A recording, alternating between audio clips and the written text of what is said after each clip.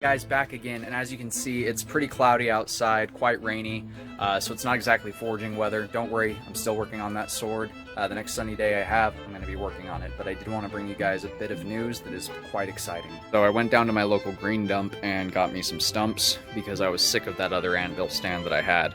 I was just dropping some leaves off.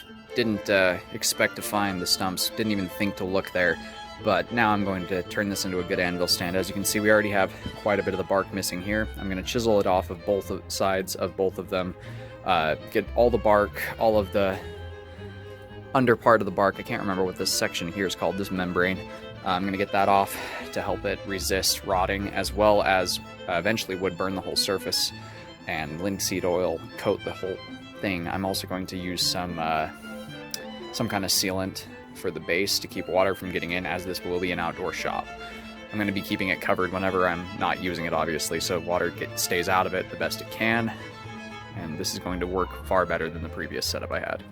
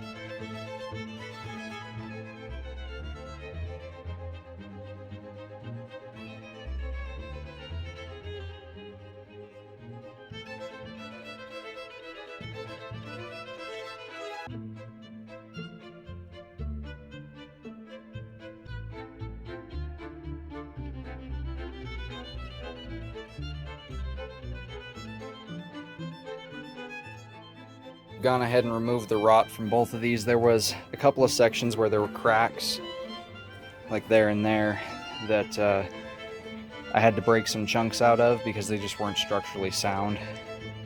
The top is slightly uneven, so I've put a piece of particle board right here. It's not going anywhere. This thing's very, very heavy, both of these. But I've gone ahead and removed all the rotten wood all the way around, so we're left with some nice, strong, hard, not rotten wood that I can now tarp over and then start the process of burning and sealing this, so this can be a long-term blacksmith anvil. I do have some gas left in a little propane torch. I'm just going to run through as much of it as I have and start burning as much of this surface off as I can.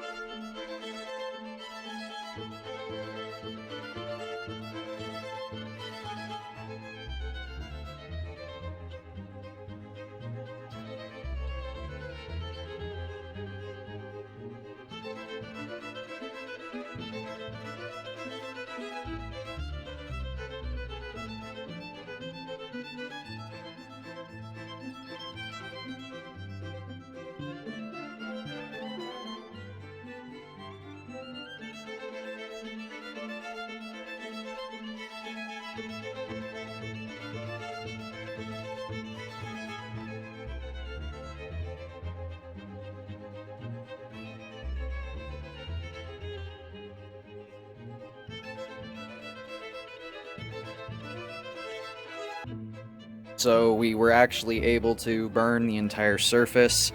Now all that's left is to coat it in linseed oil and then assemble the whole thing into one piece. Just put some bolts in through the sides and then put the anvil on, level everything, and bolt that in as well.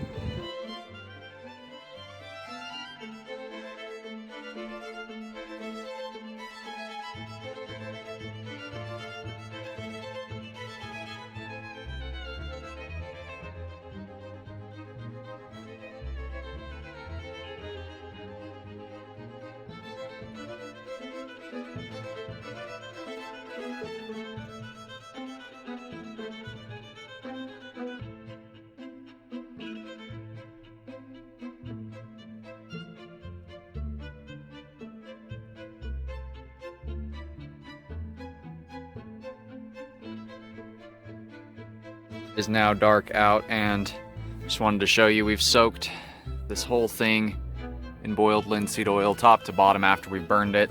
Same with this guy down here. So we've got it a lot more weather resistant than it otherwise would be, and hardened as well, so it's going to return a little bit more force hopefully. I don't know how all that works specifically. All I know is this is a lot more rebound than I was getting with that other setup. It's a lot higher up, so it's about just below my belly button, which for me I find very comfortable to forge at.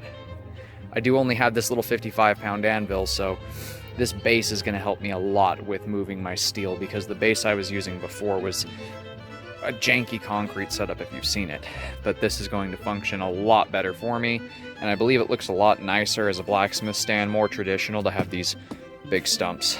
I get a ton more rebound off my hammers. Before, I wasn't even getting nearly any rebound, and now, even with just my 2-pound, it'll bounce it pretty good. So, I'm happy with how that turned out.